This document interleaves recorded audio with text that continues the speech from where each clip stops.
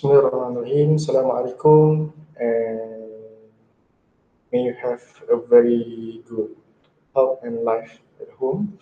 Okay, so today we are going to learn our second chapter, which is the concept of nature and science.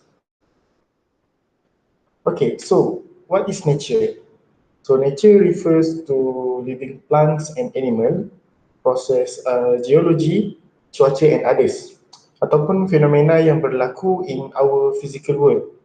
The term is often refers to the natural environment or wilderness. Wilderness ni maksud dia adalah area yang belum diusik ataupun diganggu oleh tangan-tangan manusia. Contoh dia macam hutan simpan lah. Okay, moving to the nature of science. So science ni basically is a study of life, study about life and the body of knowledge about natural world. Okay, sains ni kita dapat daripada apa yang kita perhatikan.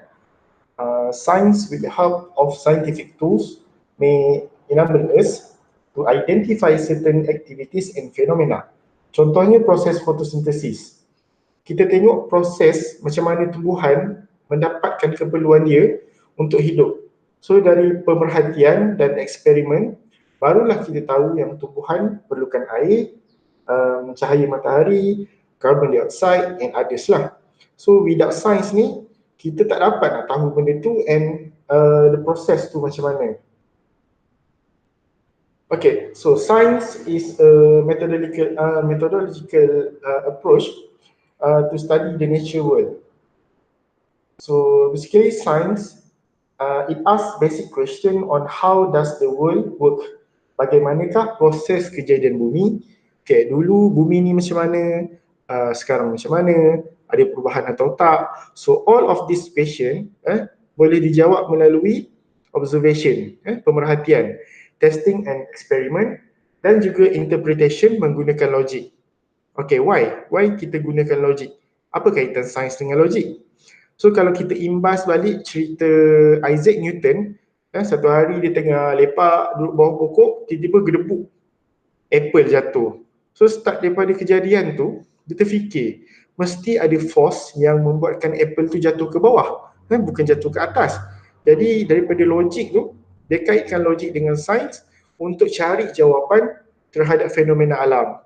And barulah dia jumpa theory of gravity. So basically logik dengan sains ni dia interrelated lah. So macam mana kita nak tahu nature ni macam mana? So there are three ways untuk tahu about nature, which is epistemology. Okay, epistemology, scientific knowledge and religious approach. So epistemology ni apa benda? Bunyi dia pelik kan? Epistemology ni basically it is a branch of knowledge that deals with the sources of knowledge. Okay, epistemology ni is a study of the nature of knowledge, how it is defined, what can be known, and what are the limits. It concerns the question of what is or should be regarded as acceptable knowledge in a discipline. Thus, it is known as positivism. So, in which positivism ni dia describe a philosophical position that can be derived through research. So, kebiasaannya lah, epistemologi ni dia digunakan dalam research ataupun thesis. Okay, epistemologi ni dia akan bantu kita as a researcher in getting new knowledge dan menjawab segala persoalan yang ada. Okay, for example, me myself lah, my current research is about incest. Incest is sumbang mahram. So by applying the needs guided under epistemology, saya need to find what is sumbang mahram. Apakah maksud dia? Apakah definition dia? Apakah faktor dia? The causes, the punca terjadi, kebarangkalian kejadian, dia punya demographical factor, socio-economic dan sebagainya lah. So by knowing all of it, then it will help me in determining action need to be done, as well as understanding the nature of sumbang mahram dengan lebih mendalam. Okay, so research ni is a basis of knowledge claim. Macam saya cerita tadi, saya kata sumbang mahram ni adalah satu fenomena yang berlaku dekat Malaysia.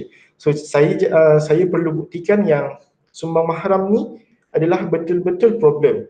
Dan bila saya claim that sumbang mahram adalah problem, then saya kena provide apa buktinya. Ada tak any statistik, proof or reason. However, okay, Plato is a philosopher lah. Plato dia concern about yang knowledge ni tak sama dengan opinion or kepercayaan. Knowledge ni sepatutnya dia supported by kepercayaan. Sebab kenapa kita percaya and benda itu dah tepat, dah sah dan tepat. While opinion or kepercayaan ni adalah something yang tak ada proof, tak ada bukti. It might be right and might be wrong lah. So knowledge ni dia terbahagi kepada beberapa kategori. So ada 4 kategori of knowledge. The first one is intuitive. Intuitive ni gerak hati. Kita ikut gerak hati, dia based on kepercayaan dan keyakinan, tapi dia boleh jadi kepercayaan ataupun keyakinan ni ada asas atau tak ada asas lah. Okay, the second one is authoritarian knowledge. Authoritarian knowledge ni dia relies daripada info yang kita obtain dari buku, research paper, cakap-cakap orang yang berkuasa dan lain-lain lah. Maknanya knowledge tu kita ambil bulat-bulat. Apa yang kita dengar, apa yang kita baca, itulah yang kita ambil bulat-bulat. Okay, the third one is logical knowledge. Okay, so logical knowledge ni adalah creation of new knowledge based on logical reasoning. For example, kita kata ais dekat kutub utara ataupun kutub selatan ni makin lama makin cair. So secara logiknya kita tahu ais ni akan cair sebab kena heat. So dari situlah kita kaitkan heat dengan global warming. Okay, yang keempat adalah empirical knowledge. So basically empirical knowledge ni dia based on objective facts yang telah sedia ada dan boleh di-demonstrated. Okay, contohnya cahaya. Kita nampak cahaya ni ada satu je warna. But based on research yang dah dibuat oleh saintis, cahaya ni actually dia boleh dibahagikan kepada 7 spektrum warna, iaitu warna pelangi. Kita tahu warna pelangi ada 7 kan. So macam mana kita nak nampak? Kita guna prisma, demonstrated bila waktu hujan, dan time tu lah kita boleh provide yang cahaya itu adalah 7 warna. Okay, moving to the next slide, which is positivism. Okay, positivism ni is the view that the only authentic knowledge is scientific knowledge. So basically positivism ni diorang percaya yang only authentic knowledge adalah scientific knowledge. Benda-benda yang tak authentic ni bagi diorang tak betul, tak tepat lah. Kiranya kepercayaan ke apa semua tu tak valid bagi diorang lah. Bagi diorang knowledge ni can only be gained based on combination of observation, empirical and measurable evidence, and reasoning. So orang-orang positivism ni, diorang percaya yang knowledge and fenomena ni adalah something yang boleh dilihat, dirasa, and ada juga hipotesis yang boleh diuji dan dibuktikan. So mereka juga percaya yang knowledge ni hanya akan dapat daripada gathering atau kumpulan maklumat dan fakta. Tanpa fakta, mereka yakin bahawa tanpa fakta itu, ilmu itu dianggap sebagai satu pendapat sahaja. So science must and presumably can be conducted in a way that is value free. Maknanya everything can happen in our nature, mesti ada objektif dan sebabnya ataupun hikmahnya.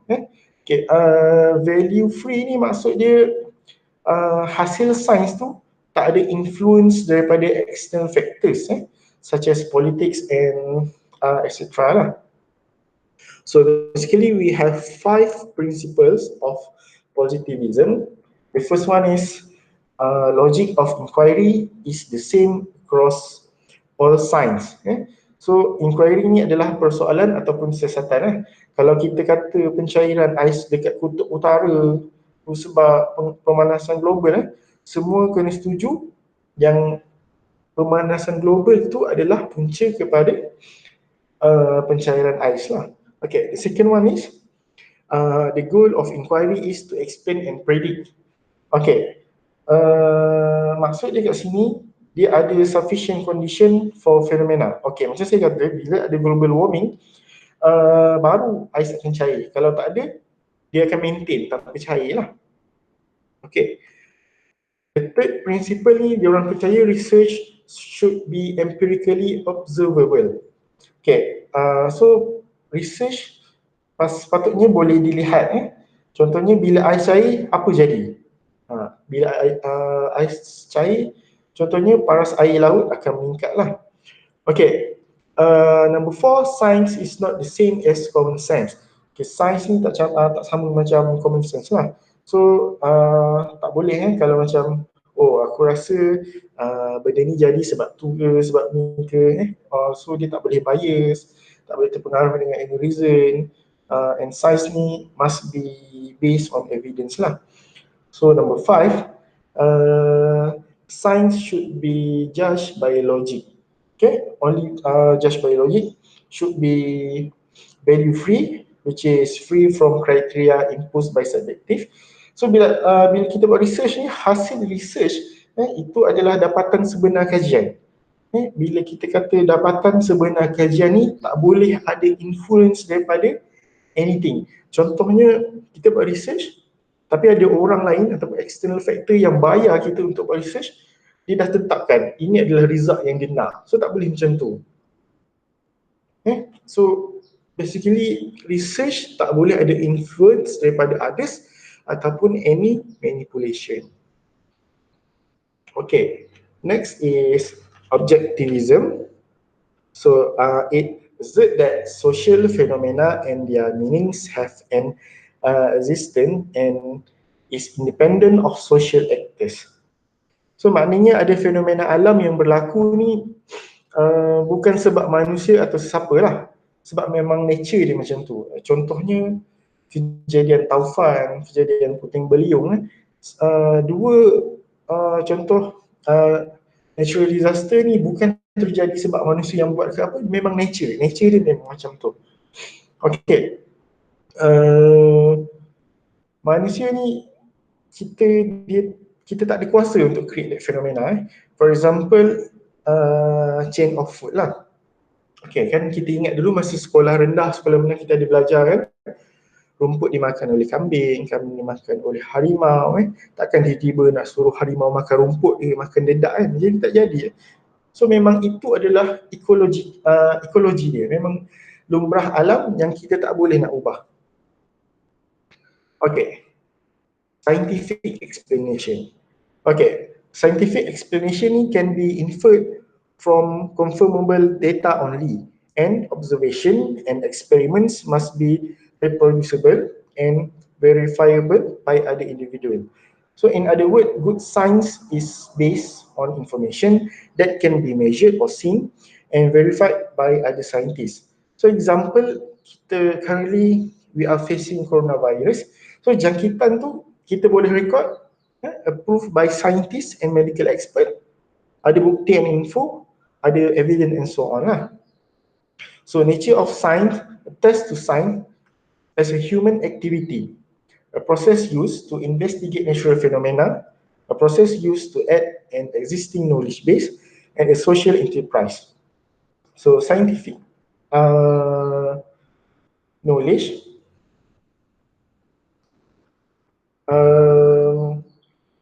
scientific knowledge as presented in the definition is a product of the human process of science and its social context. Okay, coronavirus ni saintis. Coronavirus ni saintis yang buktikan kewujudan dia. Kalau kita tak tahu the virus, maybe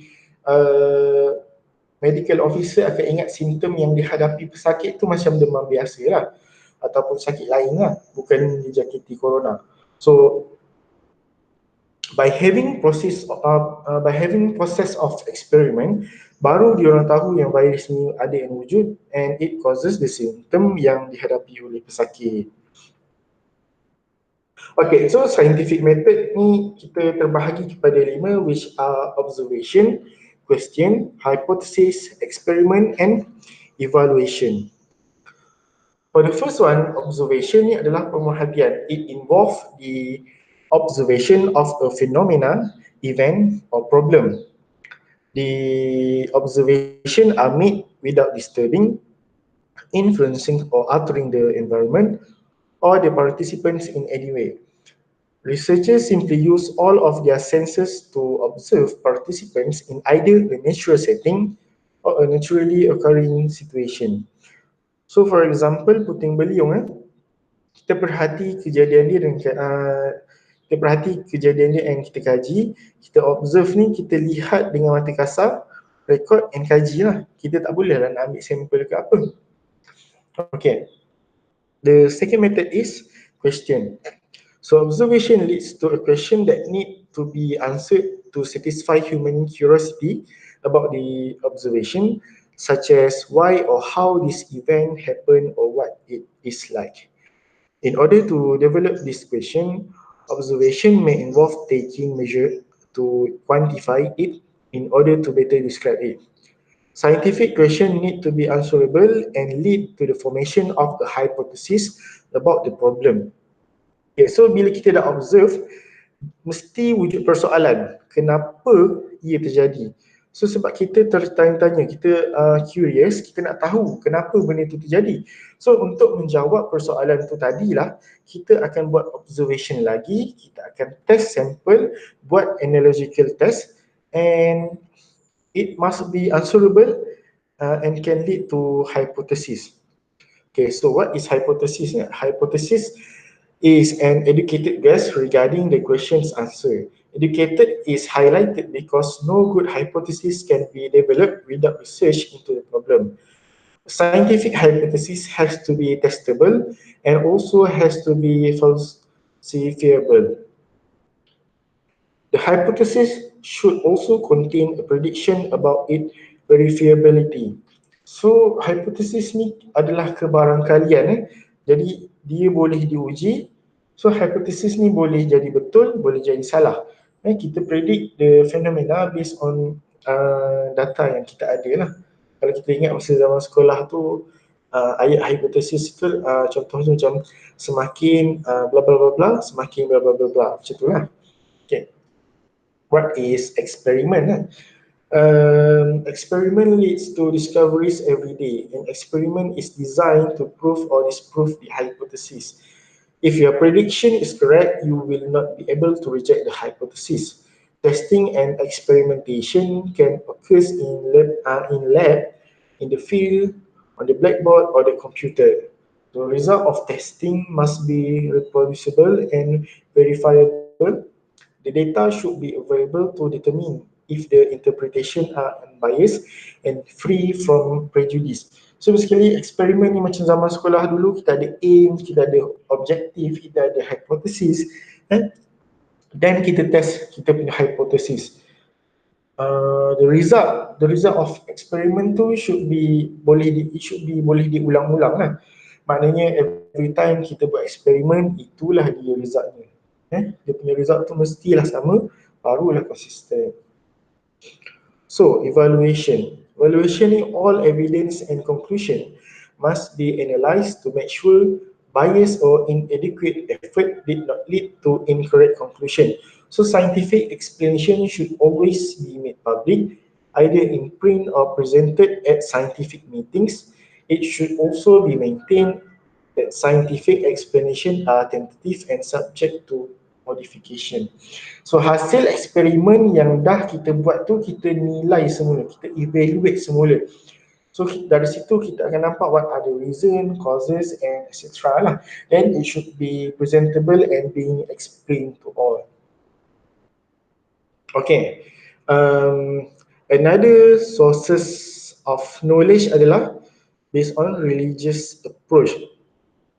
Okay, religion is one of the oldest human institution. It is always believed that religion serves as most powerful sanction for getting people to behave morally. So all religion have a moral component and religious approaches to the problem of ethics. So kita ada standard guidance yang guide on how kita treat our nature. So semua agama, kesimpulannya semua agama menyuruh kita untuk berbuat kebaikan, bersifat ihsan. Okay, macam ni dia kata kita ada the relationship between human and God has led to worldview, how we interpret world, our relationship with other beings, the values, what we should do and what to be avoided, the purpose of life. Okay, as a conclusion, science is a body of knowledge. So in order to know knowledge, it can be derived from different ways and sources. Scientific method is one of the method in knowing knowledge based on logic and fact.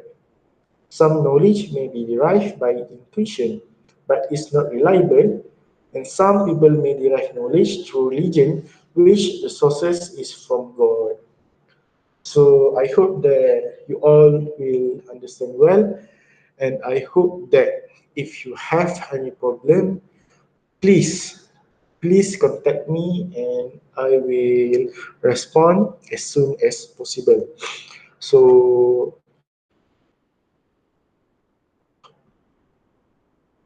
that's all. Thank you.